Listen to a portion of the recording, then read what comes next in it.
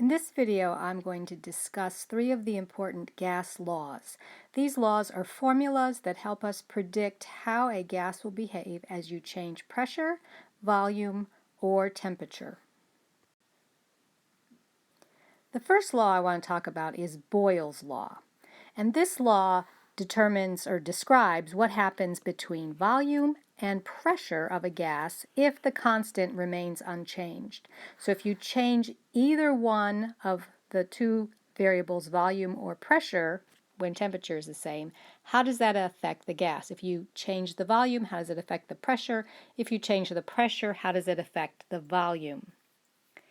You may have discovered from the simulation that you were working on earlier that the volume of any given mass of gas varies inversely with the pressure. Now that varies inversely is a fancy way of saying as one of the variable goes up, the other variable goes down. So if pressure goes up, volume goes down.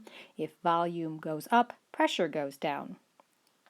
We have a little illustration of this with a diagram showing how if you have a stiff-sided container and you can change the volume, then you will be, if you bring the volume up, you are going to be giving those gas particles more space to move around. They will be colliding with the sides of the container less frequently, and fewer collisions means a lower pressure. In the other situation, if you squash that lid down and you give it a smaller volume, then those same number of particles will be crashing into the sides of the container more frequently because they have less space to move around, and that'll result in a larger pressure because the number of collisions determines the pressure. If we put this in a formula, we have a downward curving line to illustrate it's an inverse relationship. So we have a formula that applies this, and it says if we multiply the pressure and volume of our first situation, that will be the same thing as a multiplication of the second pressure and volume. So you'll be given 3 out of these 4 possible volumes: the pressure that you start with, the volume that you start with, the pressure you end with, or the volume you end with, and you'll be asked to calculate one of those. Pressure can be measured a number of different ways. It can be measured in atmosphere, and ATM is the abbreviation we use for atmosphere. We typically live at about 1 atmosphere. Or it can be measured in millimeters of mercury, based on the old barometers that they used to determine air pressure, which was looking at a thin tube of mercury, how much it would be pushed up as the air pressure pushed down. Or kilopascals, which are named after a scientist that was working with pressure. Pounds per square inch, which we commonly hear about in talking about water pressure, but it also will apply, can be used for atmospheric pressure. We talk about we have 14 pounds per square inch pushing down on us, again on average. Or torr, which is another measurement named after the scientist who developed it. So numerically speaking, 1 atmosphere is the same thing as 760 millimeters of mercury, or 101.3 kilopascals, or 14.7 pounds per square inch, or 760 torr. Sometimes when you're talking about atmospheric pressure, say if you went to the airport's website, you wanted to know what was the atmospheric pressure today, it's usually given in millibars, which are not typically used for a pressure measurement in a scientific lab. Here's an example of the type of problem you are asked to solve using Boyles Law. This problem asks, what is the new pressure if 425 milliliters of oxygen at 387 kilopascals is allowed to expand to 1.75 liters? Now I put in a note here that your volume and pressure measurements must have the same unit. So we have 2 different volume units here because we have milliliters and liters. So we're going to need to start off by converting our 425 milliliters into liters by moving the decimal point 3 places to the left, and so that will then become, if my stylus will work here, 0.425. I hope you're taking better notes than I can get this thing to write today. So we've moved the decimal point in front of the 4. So there we've now converted milliliters to liters. We can go ahead and write our formula, which is the pressure in the first situation times the volume in the first situation equals the pressure in the second situation times the volume in the second situation. So P1V1 equals P2V2. So what's our first situation? Well, we're being asked what is the new pressure, so that means this is going to be our X over here. So we're going to have four, you always have four numbers in this problem for Boyle's Law. So here's our X for P2. And then what are our other numbers? Well, we have our milliliters of oxygen, which we've converted to liters, so that's our volume number 1, so 0.425. And our pressure is 387 kilopascals, so our answer will be in kilopascals. And then our new volume is 1.75. I think just one part on my touch screen doesn't work anymore. So this is straight algebra. You'd multiply these two things together and divide it by 1.75. So if you do all that work, you find that X will equal 94.0 kilopascals. So that's our new pressure. So then you ask yourself, does that make sense? We have a pressure of 387 and we take it to reduce the pressure to 94. So in the Boyle's Law, it's when one goes up, the other one goes down. So we would expect then our volume, if this is going down in pressure, the volume should go up, and we see our volume going from 0.425 less than 1 to 1.75. So that does seem logical. It's always good to check your work when you can. Before we can go on to Charles's law, I have to say a few things about temperature. So temperature is a measure of thermal energy.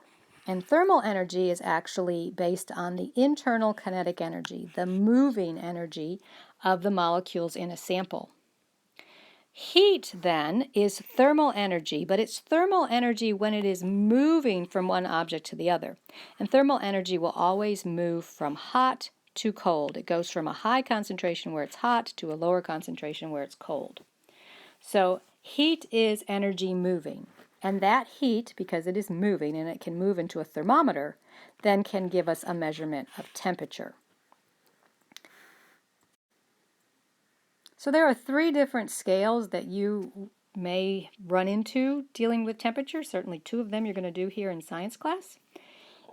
In America, the common scale that we use is the Fahrenheit scale, and we're really one of the few countries that still uses this scale. Most everybody else has switched to Celsius. Fahrenheit was developed in the 1700s, and for whatever reason, the scientists that came up with it decided the touchstone points were water froze at 32 degrees and boiled at 212. In the Fahrenheit scale, you can have positive and negative numbers because you can have a temperature below zero. I've been in temperatures below zero because I grew up in New York State, so I've personally experienced them. Then we have the Celsius scale, which kind of makes a little more logical sense. It was developed not that long after the Fahrenheit scale, and the scientists that came up with Celsius, which also is called centigrade in some old words, that's actually was what I learned when I was a kid. But in the Celsius scale, water freezes at 0, and it boils at 100, much more logical number. This is the standard way that people talk about temperature around the world, but also like Fahrenheit scale, in the Celsius scale, negative numbers are possible. And the negative numbers in Celsius start a little bit sooner than in Fahrenheit when it comes to actual coldness, because freezing water is at 0 instead of 32. And then we have the Kelvin scale, which was developed in the 1800s by a British scientist, and it's based on the idea of absolute zero. What would be the temperature if we stopped all kinetic energy? This, of course, in the 1800s could only be developed by thinking about it using a theoretical extrapolation of some data that they did do in the lab, but they couldn't get things down to absolute zero. But he figured out, the scientist his name was Kelvin, that's where it comes from. So Kelvin figured out where that absolute zero number would be, and it ended up being 273 degrees lower than Celsius 0. And so to calculate Kelvin, you just take whatever temperature you measure in Celsius, which you can do with a regular old thermometer in the lab, and add 273 degrees to it. The real advantage to using Kelvin is that there are no negative numbers. So you don't have any kind of crazy thing happening with your math where you get a negative in there. And so Kelvin becomes very important for formulas, especially when you're talking about gases and the temperature, what happens to the temperature with gases.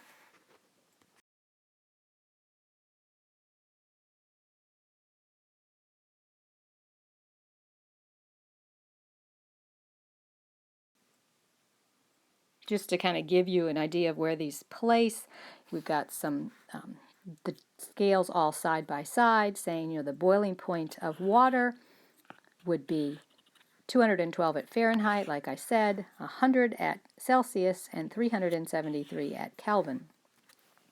Average room temperature, 68 or so at Fahrenheit, 20 or so in Celsius, and 293 at Kelvin.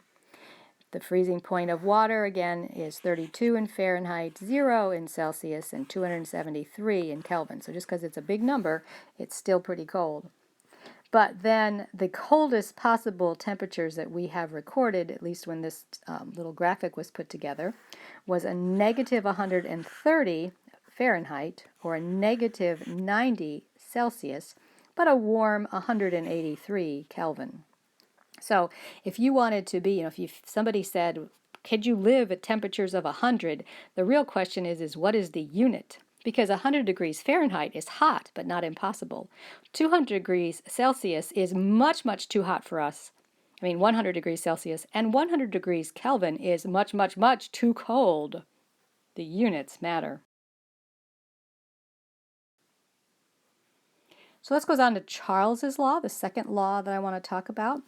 Charles's law describes the relationship between volume and temperature when you have no change in the pressure. So you need to have a container that can have some way of expanding its size, because you already know that there's a relationship between volume and pressure, and so you need the pressure to be able to stay the same.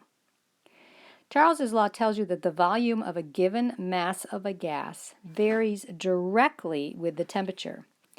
A direct relationship means that with your two units we're talking about, in this case volume and temperature, they both go up or they both go down at the same time. In this case, of course, your temperature is going to have to be in Kelvin so that we don't have any negative numbers in there to confuse things. We have a little example, the illustration on the left, showing you that the volume of a container of a gas that at a particular pressure at negative 10 degrees Celsius, which would be 263 Kelvin. So this really needs to be thinking about it in Kelvin. And 250 degrees Celsius, which would be, 323 Kelvin. That those two temperatures for the same pressure, as the temperature goes up, like if we're going from 263 to 323, the volume goes up. Or if we're going in the other direction, the volume goes down. The formula for Charles's law has a fraction. It says the volume 1 over temperature 1 equals volume 2 over temperature 2, or divided by. Of course, those fraction bars could always be divided by. So a problem that would use Charles's law is going to have things about volume and temperature. So in this case, we have a balloon is filled to a volume of 2.2 liters at 22 degrees Celsius.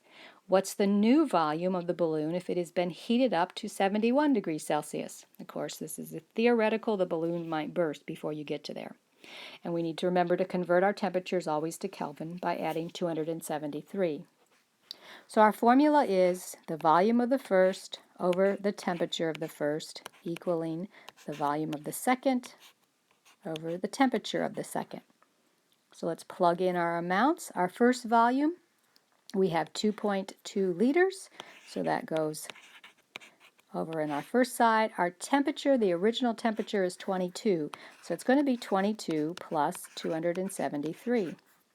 And that's going to equal some new volume, and that's our x, because our question is asking what is the new volume. And the temperature will be then 71 plus 273. So if we go ahead and add these together, this is going to give us 308 over here. If we add these two together, we get 344. And then you can just cross multiply and solve, or you can do the division of this fraction on the left side. Whatever process makes most sense to you to get your answer of x by itself, and you'll find that x will equal 2.56 liters. So that's our new volume. So does that make sense? We have a volume of 2.2 and it goes to 2.56. So it's increasing. Was our temperature also increasing? Yes, it went from 22 to 71. So this seems like a reasonable answer. Our volume's gotten bigger as our temperature has gone up. And then Boyle's law and Charles's law kind of mush together, form the combined gas law, where you can talk about the relationships between pressure, volume, and temperature for any given mass of gas. So we're really just kind of combining these two formulas, because we can see on the top the P1 times V1 equals P2 times V2, and then if you kind of look sideways, you can see your volume over your temperature for Charles's law. So the combined gas law is just a combination of those two laws. So here's an example of the kind of problem you might have to solve.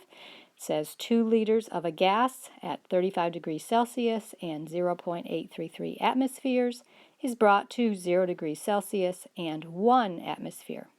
What will be the new volume? So we've got pressure information, we have temperature information, and we have volume information in two different situations. All of these laws, Boyle's law, Charles' law, and the combined gas law, is always comparing here's situation 1, here's situation 2, what has changed. Just a note that 0 degrees Celsius and 1 atmosphere is known as STP, or standard temperature and pressure.